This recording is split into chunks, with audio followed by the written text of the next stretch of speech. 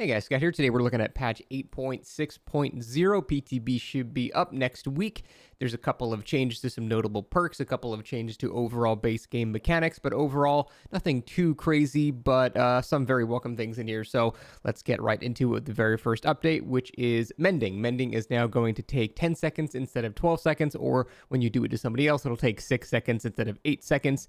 Mending is typically not a very exciting thing. You just sit there and hold the button down. So I understand wanting to make it less of a just boring event. The problem is when you do something like this, you nerf killers that are deep wound reliant, namely Legion, who they do go over here in a minute. But then there's also some other killers that are not included here, like Deathslinger, that have a lot of deep wound. And there's a couple of other killers that have more deep wound in their kit that are going to see small nerfs of this. Again, we're talking about 2 seconds here. It's really not a very big deal. Over the course of a game, it's not going to end up to be that much. Legion is probably the only example of a killer that would have a ton of mending in that match. So that would add up 2 seconds, 2 seconds, 2 seconds. That might be, 20, 30 seconds over the course of the match. But as you'll see, Legion also got buffed too. So overall, I don't think this is going to be a big deal. It is kind of boring mending, and I think this number change is too minor to really heavily affect any other killers in a meaningful way. So overall, this will just make solo Survivor, or just even, playing with friends, it'll make it feel slightly better to play, but it's really not going to impact that much in my opinion because, again, very, very small difference in numbers. So with that nerf, though, the Legion actually got some pretty nice buffs, finally. I've always had the opinion that Legion is a noob stomper, and Legion is honestly not even mediocre against good players. He's just straight up bad against good players. He has no ability to down people whatsoever. All he can do is injure people, and once you start playing at a higher level, you realize people don't really care if they're injured. It doesn't affect them in any way. So Legion has always been very weak at the top end, kind of relying on having survivors be injured so they can't save, and then sort of proxy camping, and then just trying to get a benefit from that sort of thing. So that is Legion's current state, but they've done a couple of things that actually do really help his chase ability quite a bit. So first off, the fatigue time is now 2.5 seconds instead of 3, so when you cancel your frenzy, you do the thing. That is going to be a lot shorter. So that is it's only 0.5 seconds, but when we're talking about numbers as small as 3 seconds, that is a notable improvement. That is less distance that the survivor is going to gain when you're canceling your frenzy. Additionally, you now move significantly faster while the frenzy is cooling down. So when you're in that, not only is it going to be 0.5 seconds less time, but also it's going to be you moving much faster too. So the distance change here is going to be extremely noticeable, and it's going to give Legion the ability to actually sort of commit to a chase and be able to try to cut people off, sort of like how Wraith can cut people off, with body blocking and things like that. Not quite as effective, but it'll definitely give him a lot more for the chase, which he desperately needs. So I think that's a great buff. Next, we have Feral Frenzy, lasting for 11 seconds instead of 10 seconds. That is a pretty just standard 1 second buff. It's not going to be a huge difference, but again, anything buffing him, I think, is going to be completely fine because, he's just sort of underwhelming in general in terms of actual chase. The cooldown is also now going to be base 15 seconds instead of 20 seconds, meaning he's going to be able to use this ability even for mobility and cutting people off a bit more. Even if everyone's injured, he might still want to do it to get ahead of somebody for the movement speed and things like that. So overall, these are all great changes that'll make Legion a bit more effective in the chase. Movement speed earned by hits during Feral Frenzy is now 0.24, was 0.20. This is a much smaller change, but those do add up over time. So again, these are all just like slight numerical changes that will just make him feel better in a chase, which I think is very important. They've also adjusted a couple of add-ons. Typically when they do these buffs, they nerf the add-ons associated with that, but overall, it's still usually better to have these things base kit with the add-on. It's going to be slightly better than it was before without it. So overall, these are just all straight buffs to Legion, which I think he desperately needs. Overall, he's a pretty weak killer, and I think his main Achilles heel was his complete lack of chase ability. What are you doing, buddy? So overall, I think these are great changes. Xenomorph changes. The tail attack charge time is now 0.35 and was 0.2. This means it will be easier to react to it because it's pretty much impossible to react to. We've done tests on this before. You can't actually react to it and dodge in time. You can press a button on a screen when it begins, but you can't move your character in a meaningful way to dodge it if the killer is aiming at you during the time. So it's impossible to actually dodge anytime you think you're dodging it. No, the killer's just missing, or you just Giga Brain predicted when the hit was going to happen and we're dodging before it actually started. So this will probably make you able to very slightly, if you have perfect reaction time, get in a position to where you can dodge it, maybe assuming the killer doesn't adjust their aim at all. So that is going to probably feel a bit nicer there. But Xenomorph is not exactly a killer that we're clamoring for nerfs for here. So what they did in exchange was make the cooldown significantly less when you miss. Now, I'm not sure how I feel about that. Like, on the one hand, having an unreactable attack is kind of boring, but also having the killer not really punished when they miss is boring in a different way. And I don't know. They've also increased the tail attack charge sound for volume for survivors. So there is a very, very tiny sound that happens, but it's usually too late and you can't hear it. So maybe this will have some type of better indicator. But he got a bunch of other changes that I'm really not sure how I feel about this. The killer instinct range when exiting the tunnel is at 16 meters out of 12, so you'll get more information when coming out of a tunnel for nearby survivors. The time it takes to get out of a tunnel is 1.5 seconds from 2.25, which is pretty significant buff. If you are near a tunnel, you're going to be in range to be hit pretty much every time, so that's a nice buff for Xenomorph. Now, this is the weird change. The amount of fire needed to burn the Xenomorph out of crawler mode is 175 and was 100, meaning it takes almost twice as much fire to burn him out of the crawler mode, which is where he can use his tail attack. However, they also increased the delay before Xenomorph's heat starts to dissipate to 15 seconds. It used to be just a single second. And they also decreased the Xenomorph's heat dissipation rate to 2 seconds, was 25. So it seems like what all these changes mean, they want individual turrets to be more impactful rather than setting like double turrets, because a single turret against a good Xenomorph, they're never going to care. They just turn, slap it with their tail, keep chasing you. They lose a tiny bit of distance, and it's a little annoying, but it took the survivor way more time to open the thing, drag it out, slowly walk it into position, set it down. The Xenomorph just goes blip. So it's a lot more in the Xenomorph's favor, which, to be fair, it should be. It's the killer. The killer's time is more valuable than the survivor's time, so that makes perfect sense. But these changes, what it seems like is they're making it so even if you don't have these double turret setups, for example, you just have a little bit here, a little bit here, a little bit here. Overall, it will lead to an inevitable burning of the mode. So eventually, even if you're playing great as Xenomorph, you're still going to get pulled out of the mode. So, like, it's weird. It seems to, like, punish good Xenomorphs that are very quick at hitting their turrets, and it's sort of just... I don't know how I feel about that. That's sort of just like a weird thing that now, even if you're great at Xenomorph, you're going to be pushed out of that mode no matter what. Now, to be fair, again, even with like these changes, it's a lot faster to go into your tunnel and just regenerate it really quickly. So it's not a huge deal, but it's definitely just a weird decision. I feel like this is the only line that the killer needed, and that's it. I feel like they didn't need to do like anything else. I don't know. We'll see how it is, but I feel like this is going to lead to a lot of frustration to the very few players that have dedicated time to learning this killer, because now it's more of a guarantee that you will eventually be taken out rather than you can just be good and react quickly to the turrets and have them just be a small detriment rather than completely knocking you out of your power. So, yeah, I'm not sure. I'm not sure how I feel about this. This is something we're going to have to test in the PTB. Xenomorph is not a very well-played killer. Very quickly, I'll read the dev note, but it pretty much coincides with what I've been saying. In its current state, Xenomorph's tail attack tends to be a little too difficult to dodge with a short window between wind-up and attack. To give survivors more of a chance to anticipate and react to it, we've adjusted its charge time and made the wind-up louder.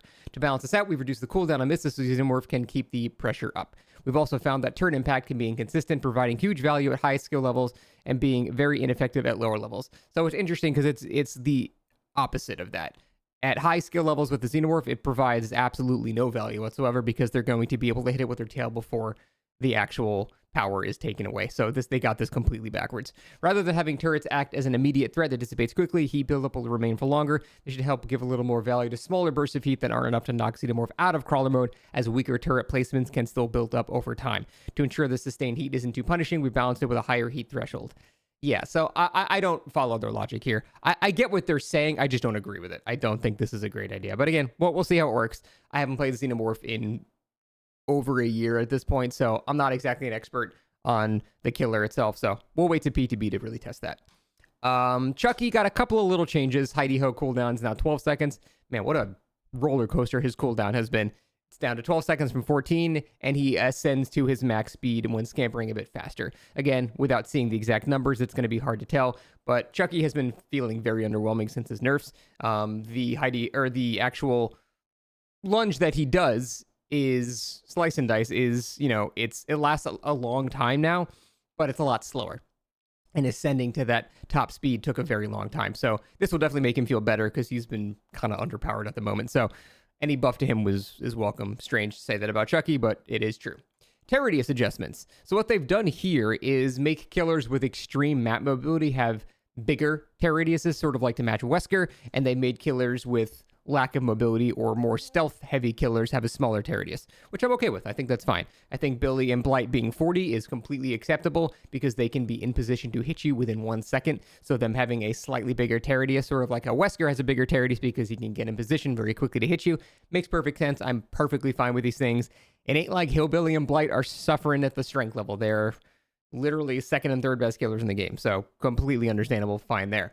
Again, Pig and Ghostface and Skull Merchant have been reduced to 24 from 32, which is great. I think stealth killers inherently should just have smaller terror radiuses. This is completely fine. I have no problems with this whatsoever. Technically, they buffed the Pig. If you're going to ambush people, you should be using the actual ambush mode. Same thing with all of these killers that have a stealth component, even though the drone, like Oblivious, it's like 2 seconds. So, Overall, though, I think this is fine. I don't see any complaints about this. Yeah, nothing else to comment. Just moving on. I think that's just a good decision. Match surrender option. This is a big one. Why are so many people... Makote is texting me about my fucking decision. Great. Thank you. Yes. Thank you so much. Great. I love your decision. Okay. If one of the following conditions is met, the surrender option will become available on the match details screen. When all remaining survivors are bots, the killer can surrender without a disconnect penalty. This to me is weird. It should be the killer just wins. It shouldn't even count this as a surrender for the killer. It should just be if all the survivors are bots, the killer wins. Obviously, he was in a scenario where he was winning so much or something happened so much so that the survivors felt the match was unwinnable or they were defeated, blah, blah, blah, blah. This is not a scenario in which the killer is losing. This should not be a surrender. It should be the killer just wins and gets all the blood points that he would get from winning the match. So, weird. While no generator has been completed for 10 consecutive minutes, the killer can surrender. Again, this should be the killer wins without a disconnection penalty. These are not scenarios in which the killer is losing. And I understand it's up to the killer to find the survivors, but people that really want to rat for a while, it can be a nightmare to find them. So I think this is weird. It's nice that we can leave, and trust me, I'll be utilizing this because I don't really give a shit about rising invisible MMR. I don't care about that stuff. So if I'm in this scenario where for 10 minutes I can't find anybody, I will sure shit be surrendering. I'm just saying it's weird to have it be technically punishing towards the killer, even though it's a reward to get out of the fucking match. It's still weird for it to not be a victory for the killer. It should count as a victory because in both of these scenarios, the killer obviously is winning. When all other remaining survivors are bots, the survivor can surrender without a disconnect penalty. I mean, that's completely fine. I would even argue if there's like 2 bots, you should be able to DC. I don't think I've ever encountered a scenario when I'm playing Survivor and I'm the only human player. I've never encountered that ever in my life. So this is sort of like a fluff thing that's pretty much not going to do anything. It should be a bit more lenient, in my opinion. If there's like 2 bots with 5 gens up, yeah, let people go. The game is over. Maybe it can be generator dependent. If there are 2 disconnects when there's like 1 gen left or 2 gens left, then yeah, no, maybe don't let them DC. But I'm talking about those ones where they get down to the start, guy DCs, a guy responds to him DCing by DCing, and now you're stuck in a 2v1 at 5 gens. Just let them go. The game's over. And finally, when all the survivors in the dying state, the survivor can surrender without a disconnect penalty. I would like them to see, I would like there to be like a tiny window, like once they've been in the dying state for 20 seconds or something, just to have fringe examples where someone might have unbreakable and someone gives up too early when the game can still be salvaged. So I think there should be a little bit of wiggle room there to account for certain perks and things like that. But obviously so much, not so much that we have to wait there for 4 minutes for a bleed out. So this is great. It just needs to have a couple of caveats to make it not abusable to people that want to give up too easily. So again, all 4 survivors in the dying state's a very rare scenario, to be fair. So all of these are sure, well and good, but they're all like pretty rare scenarios that are almost never going to be encountered. Even people that slug to death will pick someone up at some point, So I don't know. I guess we'll see. The dev note. We know it'd be frustrating to find yourself in a scenario that's unwinnable when you'd rather move on. To address these scenarios, as well as cases where the opposing side has been fully replaced by bots, we've added a match surrender option. Currently targeting the most disruptive cases, but we'll be continuing to monitor player behavior to identify if there are further opportunities for expanding upon this option. And for all you plot twisters out there, we see you. This will not trigger the surrender option. I figured that would be the case. It's not going to be abusable. All right, buddy. You want to sit here? Poor buddy's been very anxious about something lately. Something scared him outside, and he's been a nervous wreck the past day, so I've been taking care of him. So We'll allow you to interrupt the video this time, buddy. It's okay. Now, for some reason, we're getting another Area of Crow map. I don't know why. They're like, you know what? Everyone loved having 5 bat in preschools. Let's add another Area of Crows. That should be fun, right? So they're saying it's a shack-focused map. What they mean by that is typically one where the shack is like in the middle, sort of like a wrecker's yard or a rotten field, something like that. So I don't know how it's going to work. I guess we'll see. It seems like they're adding these shitty tiles, though, which good. Area Crows has a bunch of like very, very strong tiles. So I would like to see shittier tile. Wait, there's 2 pallets here. Oh, that's cursed. Never mind. That's slightly better. But I don't know. I guess we'll see. I'm not happy to see more Area of Crows. Any killer player should not be happy to see more Area of Crows, but we're getting more Area Crows. Dev note, we're expanding the Forsaken Boneyard realm and map pool with a new map layout with the killer shack at its center featuring updated map tiles. So there you go. Specifically, we've heard your feedback that Area Crows can be difficult to navigate at times thanks to collisions with certain aesthetic elements. That is also a very frustrating part. There's like vines on the side and like branches and shit on the side of a bunch of tiles that make certain killers nigh unplayable. Trying to round a corner with a bubba around these things, you're just hitting air half the time. So they've removed large bunches of branches from map tiles on the shack map and left them on the other map, seemingly because fuck you, I guess. While introducing double pallet tiles, we hope to add some exciting new looping possibilities. I'll just say it, I'm not excited for this. Perk updates, quick and quiet. Cooldown, -5 seconds. Great. I have no real problems with that. I don't think it's an overpowered perk or anything. That's fine. Deception, the time in which you leave no scratch marks has been decreased to 3 seconds, or I'm sorry, has been increased to 5 seconds from 3 seconds. So when you fake the locker, you're going to have a lack of scratch marks for a bit longer. That's the perk when you run by a locker, you fake open it and you keep running. The cooldown is also going to be 15 seconds instead of 20 seconds. That's great. Dance with me. Increase the time during which you leave no scratch marks to 5 seconds was 3. So definitely stealth-oriented buffs here. The cooldown's also 15 seconds to match deception. So pretty much same thing. That's fine. Dance with me is a pretty fun perk to use. I don't really have a huge problem with it getting buffed. It's also really obvious when it happens too, because you'll hear a vault and not see any scratches. At that point, you got to find the guy regardless. The 2 seconds is not going to make a huge difference there. Red herring, decreasing the minimum time to repair a generator to 1 second was 3. You had to touch a generator for 3 seconds before you could use fish perk. This would basically, when you got into a locker after touching that generator, would make a fake explosion at that generator. The cooldown is now 15 seconds instead of 40 seconds. So I guess there might be a lot more randomly exploding generators. I always thought this perk was kind of a meme. It's known as the fish perk because there's a stupid fish on the icon, and it's a meme perk because it wasn't very good. So cutting the cooldown in more than half, it might actually see a bit more use, and I'm okay with this. I like buffing these sort of like meme stealth perks. I think that's an interesting thing to do, and the game needs more interesting things like that rather than like, I go faster for 5 seconds, I blah blah. Speed increase, I heal faster. Interesting things like this, like, mind games and stuff like that, I actually really like. Except Lucky Break, fuck that perk.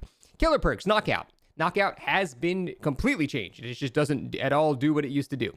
Now it's sort of a pre-drop penalty thing, which is kind of good, actually.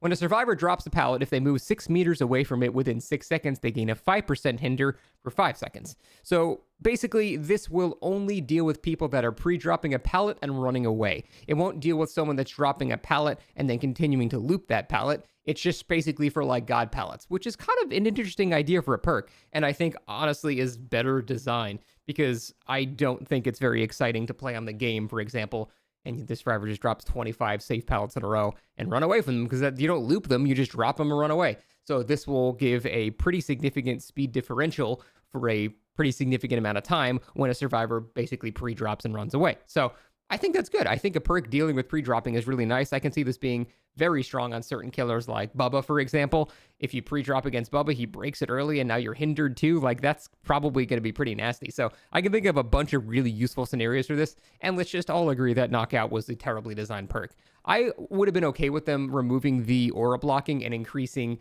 the delay between the slowdown, like for movement and recovery and stuff like that. I would have been okay with them buffing other aspects of the perk and keeping the essence of what Knockout is.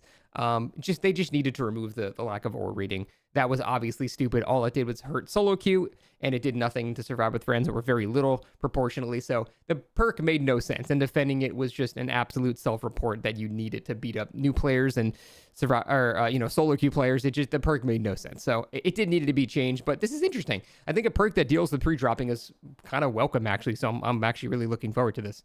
Alien Instincts, the one where you hook, it reveals the furthest survivor away, makes them oblivious. They've tripled the duration of oblivious, and you can now see them for a lot longer. That's a pretty solid information perk now. Usually, like the aura reveal, they'd be the furthest person away, right? So the 20 seconds of Oblivious, you could barely even get there in 20 seconds. The aura reading would make it so you couldn't even like figure out where they were going to be by the time you got there. But these changes make it so it's going to be kind of scary being the target of this perk now, because the killer's going to be able to very safely get to you in time and still have plenty of time for you being oblivious. So that's a pretty powerful change, and I think Alien Instinct might see a large increase in the meta.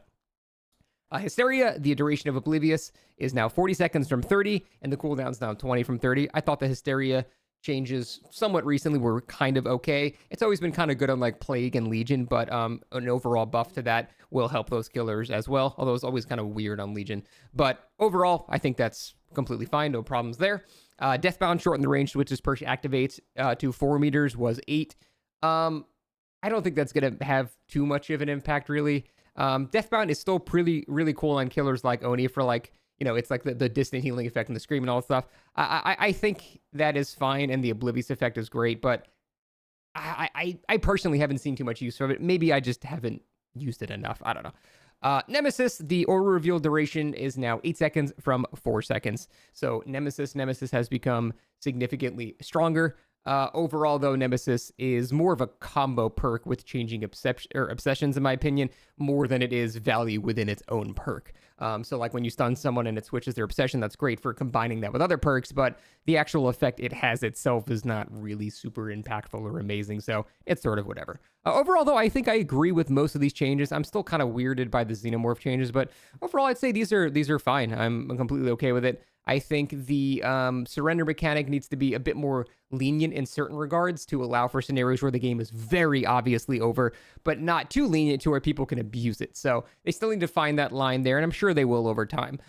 This first one, you're probably never even going to see used ever. But we'll see what they do. Overall, these are really things that I don't have too many complaints about. But that's about it. Thanks for watching. We'll see you next time.